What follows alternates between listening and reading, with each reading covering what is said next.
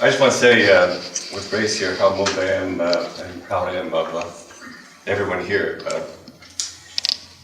As you probably all know, I'm one of the oldest work members here, and I remember the struggles and the battles that we waged to make this a collegial and a participatory institution. And I am horrified at what seems like an enormous step backwards. I have found myself occasionally in meetings and declining to say how long I've been here. Somehow it's embarrassing, but now as I look around this room, I want to say I've been here almost 40 years.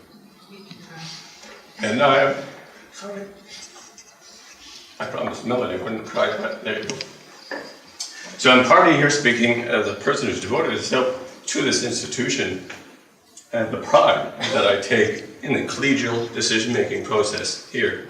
The amount of wisdom that exists in this institution and which has been ignored by this process. And while I appreciate we don't want to necessarily go backwards, let me say that the CFA invited the executive repeatedly to introduce a strategic planning process in the fall, in December, repeatedly.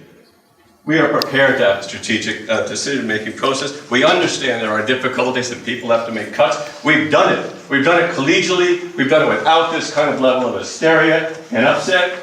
And we have solved problems in ways that almost no other institution in this collegial system has. And now we've been brought to this level of chaos and upset, and it's totally gratuitous, it's totally unnecessary. It's not because simply the government has underfunded us. They have always underfunded us. We have always been the poor sister in the whole operation, but we have always solved our problems because we had a collegial process, because the expertise of faculty and staff and students' involvement was recognized, and they all worked together, and we solved the problem. I noticed that I wrote a letter in 1997 when I was formed just after being the president last time, chiding the system, saying that Cap College has faced funding cutbacks, but we have not had strikes. We have not had uproars. Cap College has always had the lowest cost per student. We've always been the poorest sister because of our particular program mix. But we were able to solve these problems because we were not in a constant state of labor hostility punctuated by open conflict, because we involve people in collegial decision-making. And this is a process that has been ignored and eroded by this process.